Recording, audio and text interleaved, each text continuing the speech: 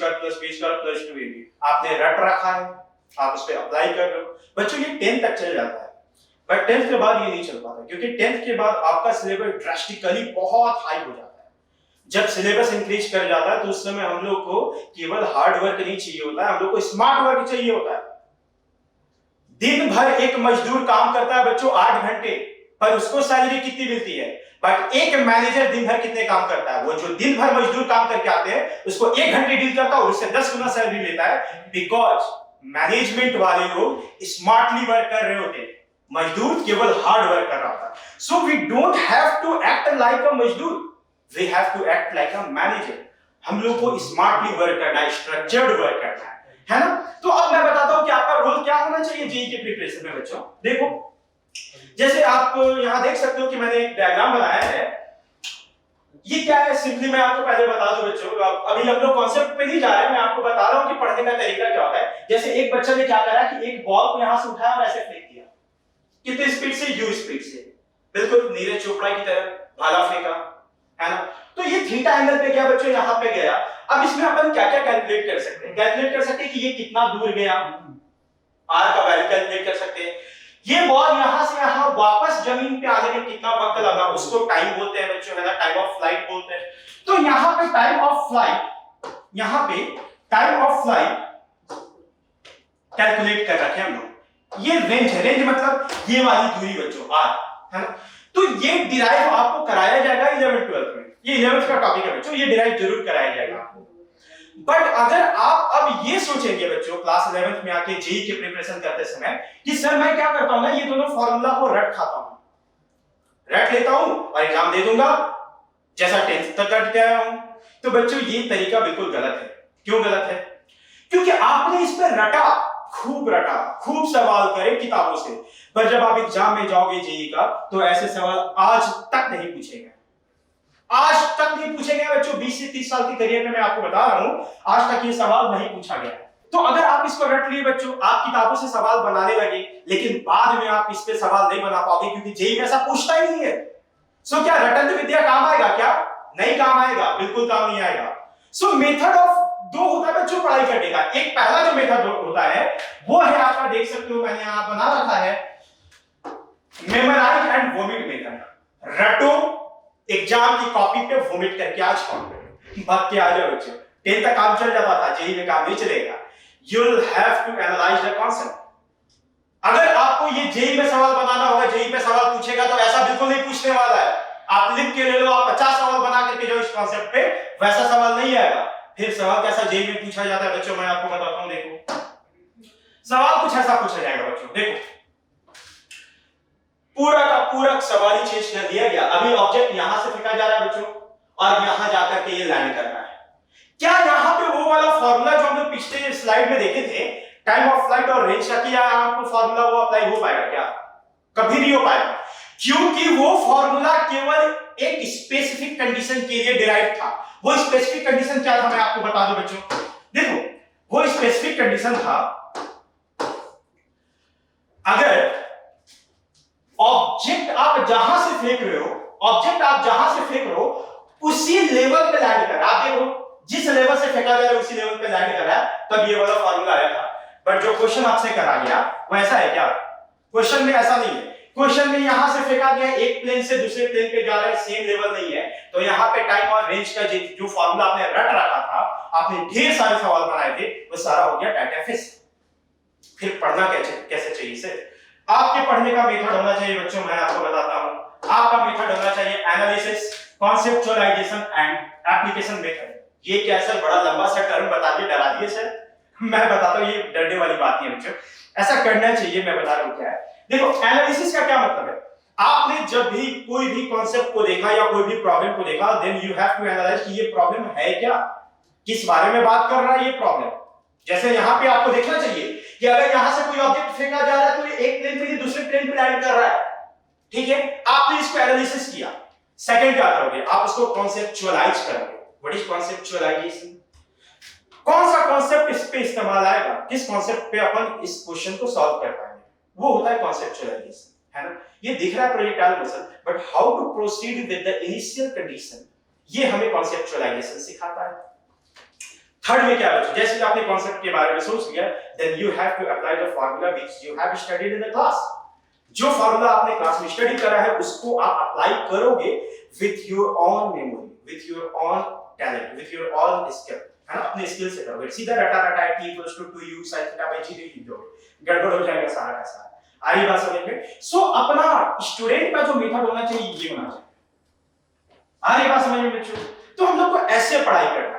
अब जैसे वो वाले जो डिराइव करे थे हम लोग, लास्ट वाला स्लाइड अगर मैं आपको फिर से दिखाऊं, ये वाला जो भी फार्मूला डिराइव था बच्चों, ये डेरिवेशन से कैसे आया, ये वाला वैल्यू कैसे आया, 2u sin theta by g या u square sin 2 theta by g, इसका वैल्यू कैसे आया, हमने क्या करा था, इस मेथड को भी सीखना होगा, तभी आप जेई का क्वेश्चन को अटेम्प्ट कर पाओगे। जैसे कि इसको सॉल्व करने का क्या तरीका होता है मैं आपको बताता हूं बच्चों। इसको सॉल्व करने का तरीका होता है कि जिस जहां से आप फेंका जा रहा है उधर एक x एक्सिस अज्यूम करो, एक y एक्सिस अज्यूम करो, x एक्सिस में वेलोसिटी का कंपोनेंट लिखो, y एक्सिस में वेलोसिटी का कंपोनेंट लिखो, वेलोसिटी का कंपोनेंट लिखो, उसके बाद आप उसको अप्लाई करो अकॉर्डिंग टू काइनेमेटिक्स, जो कि मैं आपको पढ़ाऊंगा। हालांकि अभी मैं इस प्रॉब्लम पे नहीं जा रहा, मैं आपको सिर्फ पढ़ने का तरीका सिखा रहा हूं कि अगर कोई डेरिवेशन करा गया है तो किस बेसिस पे करा गया है, what is the concept. We don't have to memorise only formula, formula memorise करके कोई भी महान नहीं बना बच्चों। अगर आप बनना चाहते हो कुछ अच्छा, then you will have to analyse, conceptualise and then apply. आ रही है बात समझ में? आगे बढ़ते हैं। ये बिल्कुल वैसे ही बात है बच्चों। अब देखो मैं थोड़ा सा आपको बताता हूं जेई और बोर्ड में डिफरेंस। आप जो बोर्ड एग्जाम दोगे ना और जो जेई एग्जाम दोगे, एंट्रेंस एग्जाम, इंजीनियरिंग गवर्नमेंट वाला, उन दोनों में अंतर क्या है?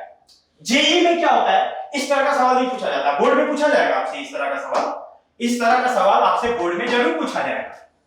क्या है टाइम ऑफ फ्लाइट, क्या है रेंज, ये सब आपसे बोर्ड में पूछा जाएगा। बट जेई में ऐसा नहीं पूछा जाएगा। जेई में आपसे केवल इसी तरह का सवाल पूछा जाएगा बच्चों, इस तरह का सवाल पूछा जाएगा। और मैं एक और चीज बता दूं, अगर इस तरह का एक सवाल पूछ दिया जेई में, फिर जिंदगी में दोबारा वो सवाल नहीं आता, फिर वो अलग तरीके का प्रॉब्लम आ जाएगा। तो आप सोच सकते हो बच्चों कि इसमें कितना प्रॉब्लम बनाया जा सकता है, और हर साल जेई नया सवाल पूछता है। सो आपको कॉन्सेप्ट सीखना होगा अच्छे से, कॉन्सेप्ट नहीं सीखोगे काम नहीं बनेगा। आ रही बात समझ में? सो यही अंतर है बोर्ड और जेई में। बोर्ड रटा रटाया, JEE conceptualisation, analysis, you'll have to do, आपको ये करना पड़ेगा। सो ये आपका रोल है बच्चों। अगर मैं आम भाषा में आपको समझाऊं जेई और बोर्ड में डिफरेंस, तो यही है बच्चों। जैसे आपको बचपन से ये रटाया गया है कि अगर मैं आप सवाल का जवाब दे सको, अगर कोई लड़का 1 घंटे में, या फिर यूं बोला जाए कि 1 घंटे में वो 1 किलोमीटर चलता है, तो सेम स्पीड से 2 घंटे में कितना किलोमीटर चलेगा? आपने रट रखा है 2 किलोमीटर, 1 घंटे में 1 किलोमीटर, तो 2 घंटे में 2 किलोमीटर रट रखा आपने। आपके बोर्ड में ऐसे ही पूछा जाएगा। पर आईआईटी सवाल कैसे पूछेगी, जेई कैसे पूछेगी? बताओ, अगर एक आंख से 1 किलोमीटर देख पा रहे हो तो 2 आंख से आप रट कर सीधा 2 किलोमीटर। बताओ 2 किलोमीटर आंसर होगा क्या? 2 किलोमीटर नहीं, दोनों आंख से भी 1 किलोमीटर दिखाई देगा। तो इस तरीके से कॉन्सेप्चुअल क्वेश्चन पूछा जाता है जेई में। ये मैं आम भाषा की बात कर रहा हूं बच्चों, ऐसा सवाल नहीं आता, इसको सीरियसली मत ले लेना, है ना। इस तरीके से आपको घुमा के सवाल पूछा जाएगा, तो आपको दिमाग लगाना है, रटा रटाया विद्या काम नहीं आता वहां पे, है ना। चल बात कर लिया अपन स्टूडेंट का रोल क्या होता है, कैसे पढ़ना होता है, किसी भी चीज को अगर डिराइव कराया गया तो कैसे डिराइव हुआ है, कैसे पढ़ना है ना। वो फॉर्मूला आया तो क्यों आया, क्या वो किसी स्पेशल कंडीशन पे आया, अगर कंडीशन चेंज हो गया तो अपन कैसे करेंगे, इन सब बातों का ध्यान आपको रखना है। सब्जेक्ट को कैसे इंटरेस्टिंग तरीके से पेश करना है वो मैं करूंगा, वो मेरा रोल है। प्रैक्टिस कितना करना है ये आपका रोल है। आगे बात समझ में बच्चों, हम दोनों मिलकर काम करेंगे तो वहां पहुंच जाएंगे जहां हम पहुंचना चाहते हैं, है ना। एक चीज मैं आपको बता दूं बच्चों, जेई बहुत टफ नहीं है अगर आप उसको स्ट्रक्चर्ड वे में करोगे। मैं आपको पहले भी बोला कि we don't have to do like a labour. हम लोग को एक मजदूर की तरह काम नहीं करना है, हम लोग को एक मैनेजर की तरह काम करना है, एक इंटरेस्टिंग तरीके से, स्मार्ट तरीके से, स्ट्रक्चर्ड तरीके से काम करना है। आ रही बात समझ में? अगर हम स्ट्रक्चर्ड तरीके से काम करेंगे तो पहुंच सकते हैं। दूसरी बात बच्चों, अगर आम भाषा में मैं आपसे बात करूं तो देखो, अगर कोई मंजिल बहुत दूर है ना बच्चों, मंजिल बहुत दूर है, तो वहां तक पहुंचने का 2 ही रास्ता है, या तो आप तेज चलो या तो आप देर तक चलो, या तो आप तेज चलो या तो आप देर तक चलो। हम लोगों को इन दोनों में से किसी एक को अप्लाई करना होगा। तेज वही चल सकता है जिसका बुद्धि तेज है, पर देर तक वही चल सकता है जिसको मेहनत करने की आदत है। बच्चों, हमारा बुद्धि कितना तेज है ये हम पे डिपेंड नहीं करता, भगवान ने बना के दे दिया है, बट मेहनत कितना कर सकते हैं ये हम पे डिपेंड करता है। सो हम अपने मेहनत के दम पे आगे बढ़ने की कोशिश करेंगे। We have to do a very hard labour with structured way. Structured way में ऐसा नहीं कि बस कुदाल उठाए और कोड डाले। भाई साहब, जेई में ऐसा नहीं होता। आपको स्ट्रक्चर्ड तरीके से पढ़ाई करना होगा। जो कॉन्सेप्ट मैं आपको पढ़ाऊंगा, जिस तरीके का प्रॉब्लम मैं आपको कराऊंगा, जैसे बोलूंगा वैसे आपको करना पड़ेगा बच्चों, तभी हम लोग उस पॉइंट तक पहुंच पाएंगे, उस मंजिल तक पहुंच पाएंगे। और भरोसा रखो मंजिल तक पहुंचेंगे, है ना। सो आपको बहुत ज्यादा डिमोटिवेटेड बाकियों से नहीं होना है कि अरे वो भैया तो 3 साल से तैयारी कर रहे हैं रांची में जाकर के, उनसे कुछ नहीं हुआ तो मेरे से क्या होगा। उनसे नहीं हुआ बच्चों तो नहीं हुआ, उनका पढ़ाई का तरीका सही नहीं होगा, बट आपका सही होगा। मैं इस चीज को एश्योर करना चाहूंगा। सो आप जेई निकालोगे, है ना। चलो कुछ और बातें डिस्कस करते हैं बच्चों पर। अब बात करते हैं कि अगर सर मेरे को इंजीनियरिंग करना है तो इंजीनियरिंग कैसे करें, कहां जाए हम लोग, क्या बोले मेरे को इंजीनियर बना दो। ऐसा नहीं है बच्चों, क्या करना पड़ेगा हम लोग को, एक एंट्रेंस एग्जाम देना पड़ेगा 11th 12th कंप्लीट करने के बाद। एंट्रेंस एग्जाम का नाम है बच्चों जेईई, ज्वाइंट एंट्रेंस एग्जाम, है ना। आपने सुना होगा 2 तरीके के कॉलेज होते हैं, या यूं कहा जाए 3 तरीके के कॉलेज होते हैं। एक तो प्राइवेट कॉलेज हो गया भाई साहब, BIT Mishra type, LPU type, lovely Professional university, बहुत इंटरेस्टिंग नाम है, शारदा यूनिवर्सिटी, ये सब प्राइवेट कॉलेजेस हैं। सेकंड आपने नाम सुना होगा NIT Trichy, NIT Jamshedpur, NIT Patna. तीसरा टाइप का कॉलेज होता है बच्चों आईआईटी, है ना, इंडियन इंस्टीट्यूट ऑफ टेक्नोलॉजी। ठीक है, ये जो आईआईटी और एनआईटी है बच्चों वो गवर्नमेंट कॉलेज है। अभी कुछ और कॉलेजेस हैं गवर्नमेंट, जैसे ट्रिपल आईटी, है ना, ट्रिपल आईटी भी करीब 12 से 13 ट्रिपल आईटी है, तो वो कॉलेज भी गवर्नमेंट कॉलेज है। अब एक चीज मैं आपको बता दूं, ये सारे गवर्नमेंट कॉलेज है और प्राइवेट कॉलेज के बारे में आपको बता ही दिया। पढ़ना कहां से चाहिए सर एक अच्छा इंजीनियर बनने के लिए। बच्चों 10th तक क्या होता है ना कि अगर आपको बोला जाए कि तुम गवर्नमेंट स्कूल में पढ़ोगे या सरकारी स्कूल में, सॉरी प्राइवेट स्कूल में पढ़ोगे, आपका झट से जवाब है सर प्राइवेट स्कूल में, गवर्नमेंट स्कूल में, तो टीचर्स ले लेते हैं, बस मजा मजा में खत्म हो जाता है ना। प्राइवेट स्कूल में पढ़ेंगे सर, बहुत अच्छे से पढ़ाया जाता है, अच्छे से एनालाइज कराया जाता है। तो 10th तक ये मेंटालिटी होता है पेरेंट्स का भी और बच्चों का भी कि अपने को कहां पढ़ना है, प्राइवेट स्कूल में पढ़ना है, क्योंकि वहां अच्छे से पढ़ाई होता है। बट 10th के बाद जब आप इंजीनियरिंग करोगे, मेडिकल करोगे, एमबीए करोगे, कोई भी प्रोफेशनल कोर्स में जाओगे, तो वहां पे इंपॉर्टेंस होता है गवर्नमेंट कॉलेजेस की। गवर्नमेंट फंडिंग करती है बच्चों, गवर्नमेंट मोस्ट ऑफ द आपका फी गवर्नमेंट पे करती है। अब गवर्नमेंट आपको आपके बदले आपका फी पे क्यों करेगी बच्चों? वो तभी करेगी जब आप एक्स्ट्रा ऑर्डिनरी होंगे, आप एक अच्छा इंजीनियर बनेंगे, आप एक अच्छा साइंटिस्ट बनेंगे और देश के लिए कोई काम करेंगे, तभी गवर्नमेंट आप पे पैसा इन्वेस्ट करेगी। आप अच्छा काम कर रहे हैं कि नहीं कर रहे हैं ये गवर्नमेंट को कैसे पता चलेगा? ये तभी पता चल पाएगा जब आपका टेस्ट लेगा, आपका इंटरव्यू लेगा। तो आपका टेस्ट कैसे लेगा बच्चों गवर्नमेंट? तो उस टेस्ट का नाम है जेईई, ज्वाइंट एंट्रेंस एग्जामिनेशन, उस टेस्ट का नाम है। तो जेईई के थ्रू अपन गवर्नमेंट कॉलेजेस में एडमिशन लेते हैं। आ रही बात समझ में? अब जेईई अभी 2 तरह का है बच्चों, जैसे कि मैंने आपको बताया कि कौन कौन सा होता है, एक एनआईटी होता है, ट्रिपल आईटी होता है, दूसरा आईआईटी होता है। तो 2 एग्जाम जेईई के लिए होता है, पहला जेईई मेंस, दूसरा होता है जेईई एडवांस। जेईई मेंस जो पहला एग्जाम होता है बच्चों, उसको एनालाइज करके उसके रैंकिंग के अकॉर्डिंग आपको मिलता है एनआईटी, ट्रिपल आईटी। आ रही बात समझ में? अब जब जेईई मेन क्वालिफाई कर लोगे बच्चों, फिर आपको देना होगा जेईई एडवांस। जेईई एडवांस थोड़ा सा उससे और हाई लेवल का होता है पेपर, उसमें थोड़ा और अच्छे से क्वेश्चन पूछा जाता है और टफ सवाल पूछे जाते हैं।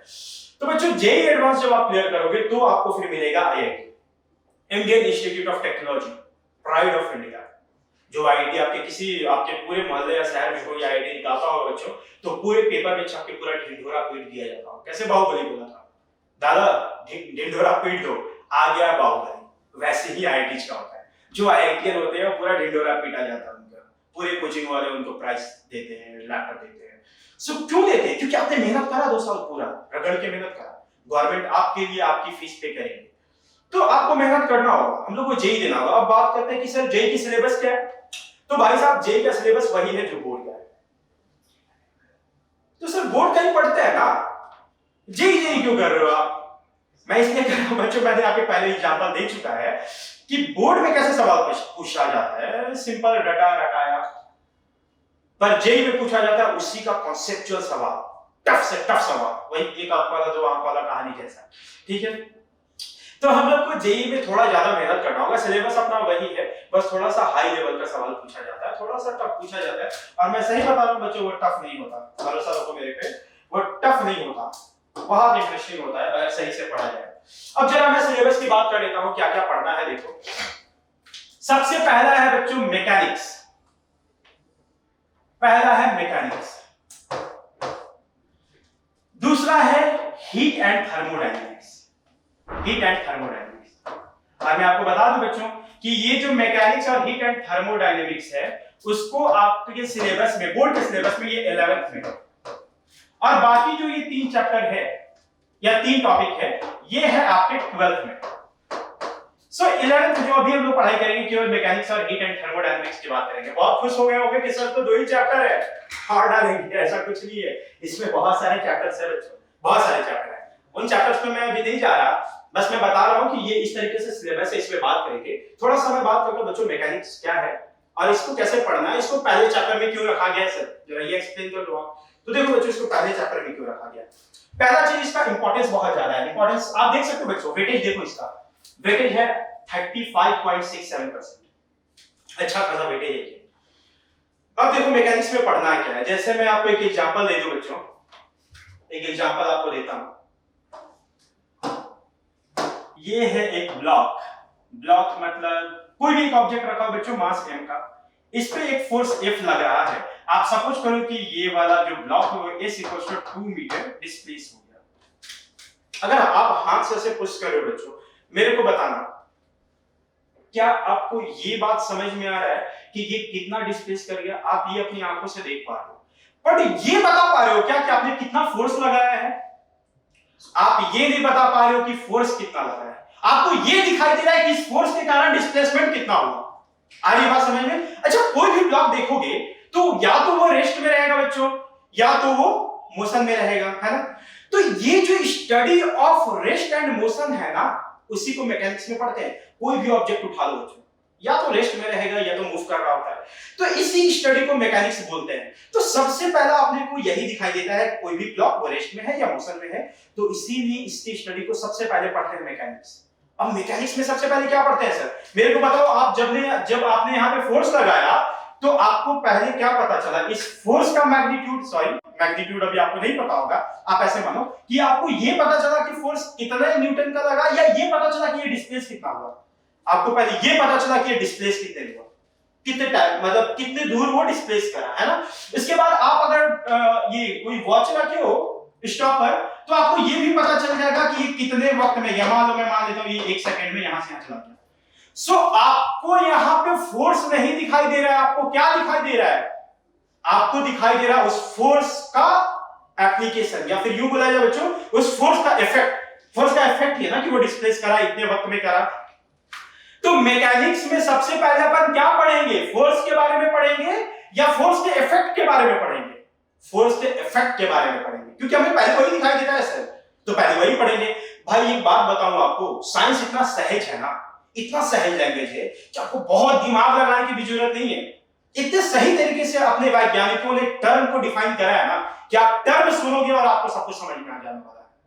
आगे बात समझिए, आप टर्म सुने आपको सब समझ में आ जाएगा। बच्चों मैं आपको एक बात बता दूं, अगर आपके मन में कोई भी सवाल हो, अगर आप कमेंट कर रहे होगे, तो प्लीज आप थोड़ी देर के लिए मेरी बात सुनो, लास्ट में हम जरूर डिस्कशन करेंगे, क्योंकि कुछ इंपॉर्टेंट बात ये बताना बहुत जरूरी है जब आप जेईई की तैयारी कर रहे हो, है ना। So we will discuss after it, so let me define once again, है ना। तो चल, सबसे पहले अपने को क्या दिखाई दे रहा है? इफेक्ट ऑफ फोर्स, सबसे पहले वो पढ़ेंगे। और इस इफेक्ट ऑफ फोर्स को नाम क्या दिया गया है? काइनेमैटिक्स। क्या दिया गया है? काइनेमैटिक्स। तो मैकेनिक्स में सबसे पहले अपने को क्या पढ़ना चाहिए? काइनेमैटिक्स, क्योंकि पहले वही दिखाई देता है। सेकंड में बताओ मेरे को, जब s का वैल्यू आपको पता चल गया है, टाइम पता चल गया जो आपको दिखाई दे रहा है, तो क्या आप यहां पे वेलोसिटी निकाल सकते हो? डिस्प्लेसमेंट बाय टाइम, वेलोसिटी निकाल सकते हो। जब आप वेलोसिटी निकाल सकते हो बच्चों, तो आप एक्सेलरेशन निकाल सकते हो। एक्सेलरेशन क्या होता है बताओ? Rate of change of velocity. तो वेलोसिटी बाय टाइम करोगे, एक्सेलरेशन पता चल जाएगा। जब आपके पास एक्सेलरेशन अगर आपने ऐसे निकाल लिया बच्चों, डेल्टा v बाय टाइम, फिर आप f भी निकाल सकते हैं, f equals to mass into acceleration. तो हुआ क्या?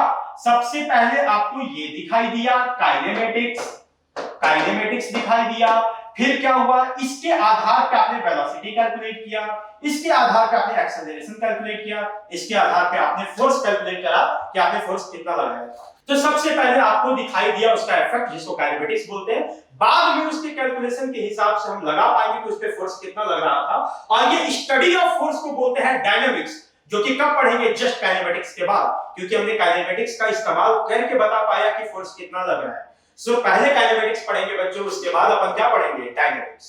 आ रही बात समझ में?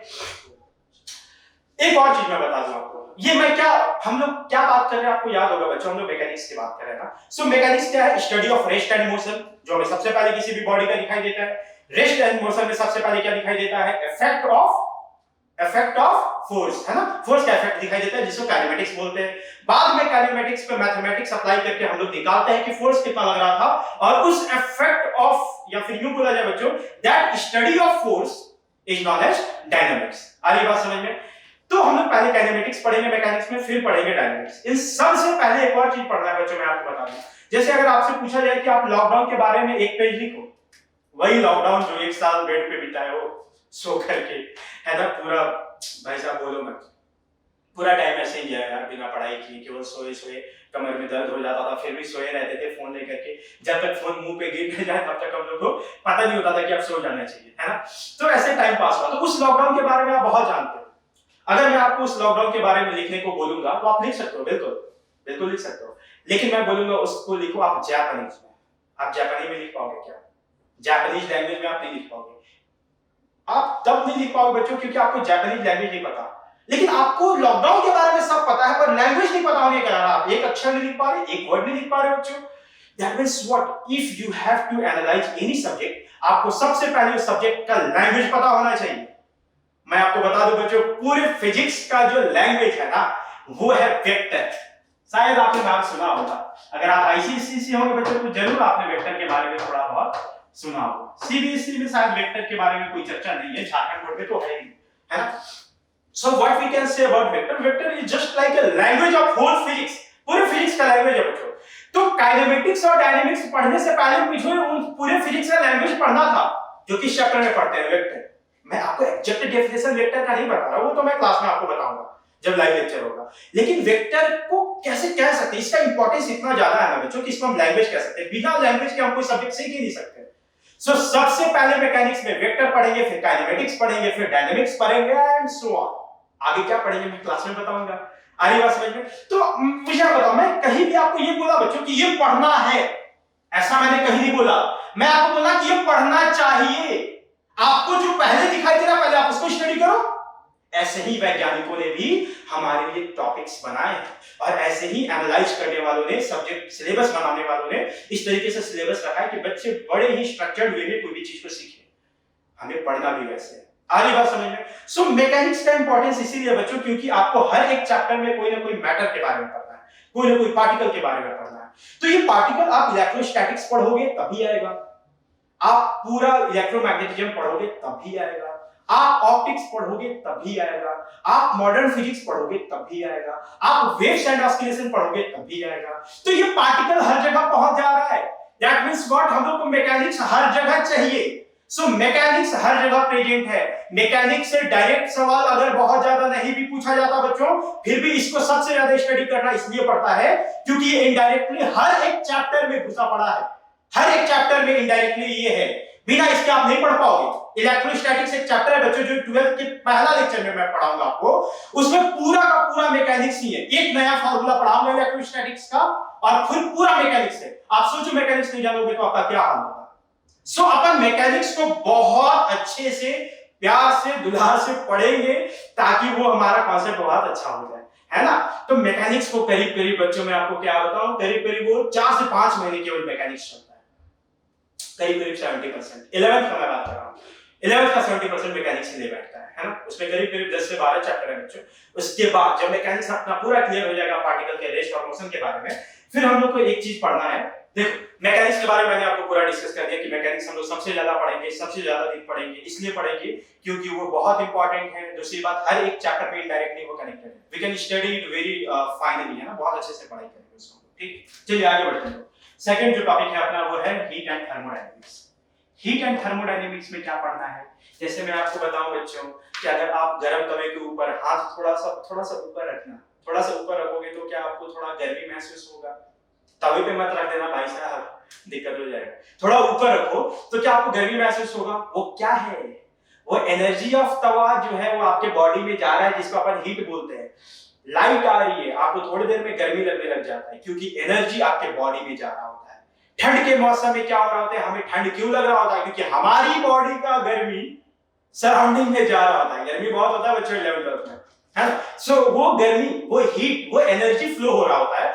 इसके बारे में हम लोग पढ़ेंगे हीट एंड थर्मोडायनेमिक्स चैप्टर में, ठीक है। ये भी बहुत बेसिक है, नेचर के बीच में ये हम लोग देखते हैं। पूरा फिजिक्स तो पूरा यूं कहा जाए कि पूरा साइंस ही पूरा नेचर है बच्चों। तो जो जो नेचर में अपने को दिखाई देता है उन सबको बहुत स्ट्रक्चर्ड वे में बनाया गया, फिजिक्स, केमिस्ट्री, मैथ। और फिजिक्स हम उनके बारे में पढ़ते हैं जिससे हम आंखों से क्लियरली देख पाए, है ना। आप देख पा रहे हो बच्चों, ये साइकिल चल रहा है, बॉल गिर रहा है, बड़े आराम से देख सकते हो। तो उन सबको फिजिक्स में अपन पढ़ते हैं। तो हीट एंड थर्मोडायनेमिक्स का भी बहुत अच्छा इंपॉर्टेंस है बच्चों। इसका इंपॉर्टेंस क्या है मैं आपको बता दूं। वेटेज तो आप देख ही पा रहे हो, वेटेज इसका यहाँ पे दिया हुआ है सबका। मैं आपको इसका एक इंपॉर्टेंस जेई में क्या बताता हूं ना। हीट एंड थर्मोडायनेमिक्स बहुत ज्यादा टफ नहीं है, बहुत आसान है। इसमें हमारा मोस्टली रोल रहेगा। मेरा रोल कहने का क्या मतलब बच्चों, आपको पहले मैं पूरा कॉन्सेप्ट समझाऊंगा, उसके बाद आप क्वेश्चन प्रैक्टिस करोगे। सो इसमें सबसे ज्यादा रोल मेरा रहेगा, है ना। कौन सा प्रॉब्लम कराना है, कैसे कराना है, कौन सा टॉपिक देना है, ये सब मेरा रोल है। आपका रोल केवल प्रैक्टिस करना है। इसमें क्या इंपॉर्टेंस है इसका मैं बता दूं बच्चों कि इस पे जो प्रॉब्लम्स आते हैं, जो भी क्वेश्चंस आते हैं जेईई में, वो बहुत इजी आते हैं, बहुत इजी। आप मतलब उसको सॉल्व कर पाओ। ये सिर्फ मैकेनिक्स की बात है कि मैकेनिक्स हम लोग डायरेक्टली बहुत पढ़ते हैं, पर कभी-कभी बहुत टफ सवाल पूछ देता है जो कि नहीं बन पाता 2 साल में बच्चों के प्रैक्टिस में। लेकिन हीट एंड थर्मोडायनेमिक्स का सवाल बनेगा ये गारंटी है। आ रही बात समझ में। सो बहुत इजी है, इस पे हम लोग अच्छे से डिस्कशन करेंगे। क्लियर है ना। तो 11th में तो हम लोग को केवल यही दोनों पढ़ना है। उसके बाद 12th में जब जाएंगे बच्चों तो फिर इलेक्ट्रोस्टैटिक्स एंड मैग्नेटिज्म है, करंट, इलेक्ट्रिसिटी एंड ईएमआई है, ऑप्टिक्स एंड मॉडर्न फिजिक्स है। इन सब के बारे में हम लोग 12th में बात करेंगे। तो टॉपिक के अंदर में घुसते हुए बच्चों थोड़ा सा हम लोग कुछ और जेईई के इंपॉर्टेंस के बारे में बात करते हैं। देखो बच्चों क्या है ना कि यहाँ पे जेईई में ना हम लोग को ऐसा नहीं करना होता है कि हर एक चैप्टर को पढ़ दूंगा, सारी बात समझ में, और हर एक चैप्टर को इक्वल तरीके से पढ़ो। आपको देखना होगा कि कौन सा टॉपिक जेईई के लिए ज्यादा इंपॉर्टेंट है, किसमें कम वर्क करके ज्यादा से ज्यादा मार्क्स को लाया जा सकता है। कहने का क्या मतलब, जैसे देखो जब आप इलेक्ट्रोस्टैटिक्स पढ़ोगे ना तो करीब करीब 1.5 महीने लगेंगे पूरे इलेक्ट्रोस्टैटिक्स करने में, पर जेईई में केवल 2 ही सवाल आते हैं। कभी 2 आते हैं, कभी कभार हुआ बहुत आपका किस्मत अच्छा बच्चों तो 3 सवाल इलेक्ट्रोस्टैटिक्स से आ सकते हैं, है ना। लेकिन आप ये 1.5 महीना पढ़ा तो आप इन एवरेज कह सकते हो 2 सवाल आप कर सकते हो। सवाल अच्छे होते हैं 2 सवाल कर सकते हो। लेकिन एक चैप्टर है बच्चों जो कि हम लोग प्रॉपर्टीज ऑफ मैटर में पढ़ते हैं, वो चैप्टर कौन सा मैं आपको बता दूं, वो चैप्टर है इलास्टिसिटी।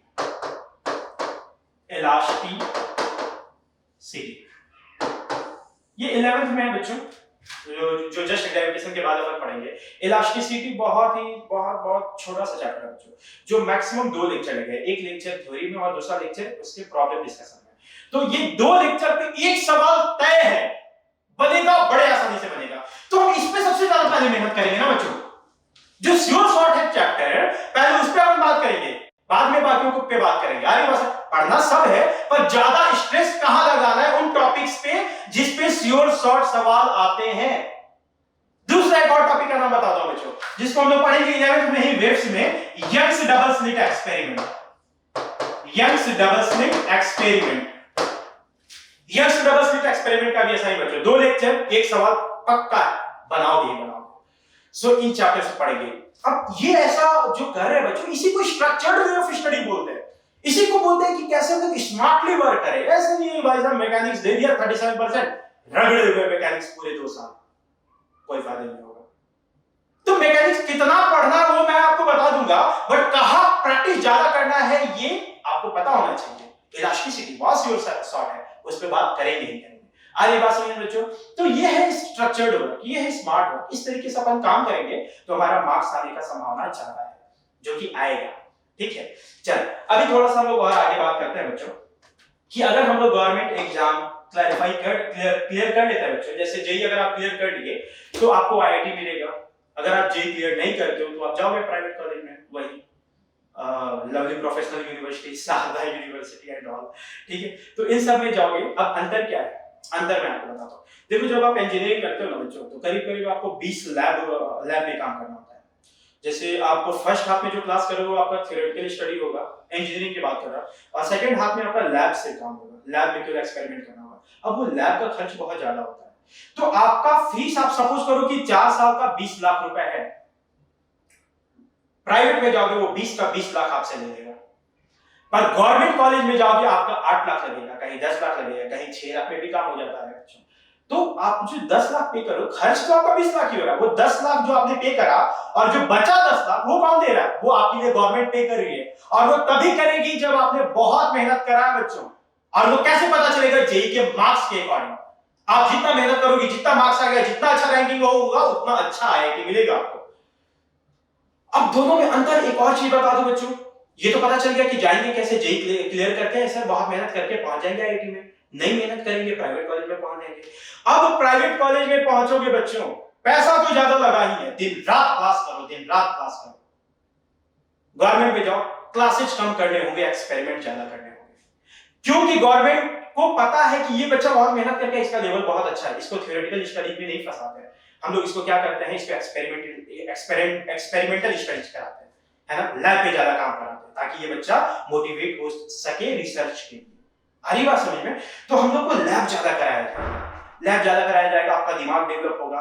जब बात आएगी प्लेसमेंट की, तो एक प्राइवेट कॉलेज का बच्चा है, एक गवर्नमेंट कॉलेज आपका आईआईटी का बच्चा है, प्राइवेट कॉलेज का एकदम हार्ड वर्क करके आया और भाई साहब मरा हुआ है एकदम, और तो ये आईआईटी का जो बच्चा है एकदम कूल माइंड होकर के आएगा, केवल वो एक्सपेरिमेंटल स्टडी किया है, केवल सीखा है, रटा कुछ नहीं है। सो कंपनी को क्या चाहिए? गूगल आएगी आपके कॉलेज में, अगर आप आईटी में हो तो गूगल आएगी, फेसबुक आएगी, एसेंचर आएगी, टीसीएस आएगी, बहुत सारी कंपनी है बच्चों। तो ये सारी कंपनी क्या चाहती है? उसको लेबर चाहिए, क्या मजदूर नहीं चाहिए, उसको एक्स्ट्रा टैलेंटेड माइंड चाहिए, दिमाग चाहिए। और दिमाग कितना टैलेंटेड है आपका जेई का स्कोर बताएगा बच्चों। तो प्लेसमेंट आप बता सकते हो किसका ज्यादा होता होगा? जिसका दिमाग तेज है, मतलब जो आईटी क्लियर करके रखा हुआ है, जो आईआईटी से पढ़ा है, जो कि प्राइवेट कॉलेज से नहीं पढ़ा है। तो प्लेसमेंट गवर्नमेंट कॉलेजेस का बहुत अच्छा होता है, प्राइवेट का नहीं होता है। आप देख रहे हो, प्राइवेट में पैसा भी ज्यादा दे रहे हो, प्लेसमेंट का भी चांस कम है, पर गवर्नमेंट कॉलेज में पैसा भी कम लगा रहे हो, प्लेसमेंट का चांस बहुत ज्यादा है बच्चों, प्लेसमेंट का चांस बहुत ज्यादा है, रिसर्च कर सकते हो आप।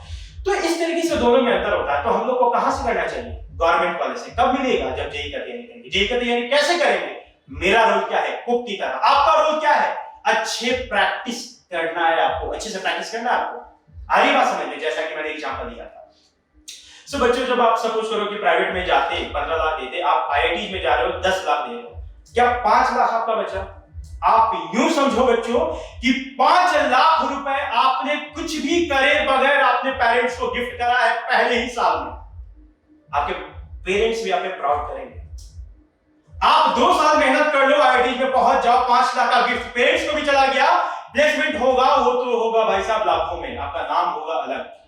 सो आप क्या चाहते हो बच्चों? पहले 2 साल मेहनत करना कि ये 12th के बाद 4 साल इंजीनियरिंग प्राइवेट कॉलेज में मेहनत करना? आप क्या चाहोगे? पहले 2 साल मेहनत करना। सो ये 2 साल अगर हम लोग रगड़ के पढ़ दिए बच्चों, तो हम लोग उस पोजीशन पे पहुंच जाएंगे, पेरेंट्स का नाम भी रोशन करेंगे, अपना करियर भी सिक्योर करेंगे। जैसा कि मैंने पहले ही बताया बच्चों कि अगर बहुत दूर तक चलना है, मंजिल तक पहुंचना है, तो या तो देर तक चलना होगा या बहुत तेज चलना होगा। बहुत तेज नहीं चल पा रहे हो तो देर तक चलो। देर तक कैसे चलना है ये मैं आपको बताऊंगा। आ रही बात समझ में बच्चों? चलो अभी एक और चीज हम लोग थोड़ा डिस्कस कर लेते हैं बच्चों। इन सब के बाद जैसे कि एक चीज मैं आपको बता दूं, ये मॉडर्न फिजिक्स है बच्चों। इस मॉडर्न फिजिक्स में क्या है ना, ये आप लोग बहुत अच्छे से जानते हैं। मॉडर्न फिजिक्स क्या है? आपने पढ़ा होगा 9th में, स्ट्रक्चर ऑफ एटम। एटम क्या है?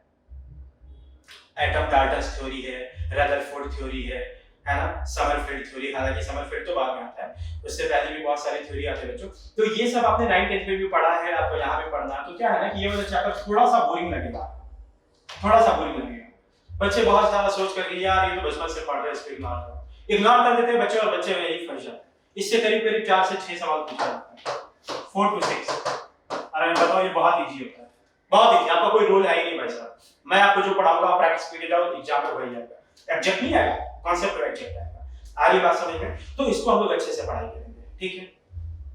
तो यही सब बात आज करें हम लोग बच्चों, है ना, कैसे पढ़ना चाहिए, कैसे पढ़ाना चाहिए, कैसे तैयारी करना चाहिए। अगर इस पे हम लोग अमल करेंगे बच्चों तो हम लोग सही पॉइंट पे पहुंच जाएंगे। ठीक है, हाँ एक और बात बता दूं बच्चों, अभी जो आपका जो नेक्स्ट क्लास है मैथ्स का, जो संदीप सर लेंगे, वो 7:15 PM में है ना, Sandeep sir maths class. Sandeep sir से मेरे को याद है बच्चों, मैंने आपको अपना नाम तो बताया नहीं, मेरा नाम है विवेक गुप्ता, मैं आपका फिजिक्स लूंगा। मेरे को पता है बच्चों आज आपको सब कुछ क्लियर हो गया कैसे काम करना है, क्यों करना है, लेकिन थोड़ा सा उस पर अमल करेंगे, मैं आपका साथ दूंगा, आप मेरा साथ दो, दोनों मिलकर आईटी तक पहुंचते हैं। They are waiting for us. Thank you.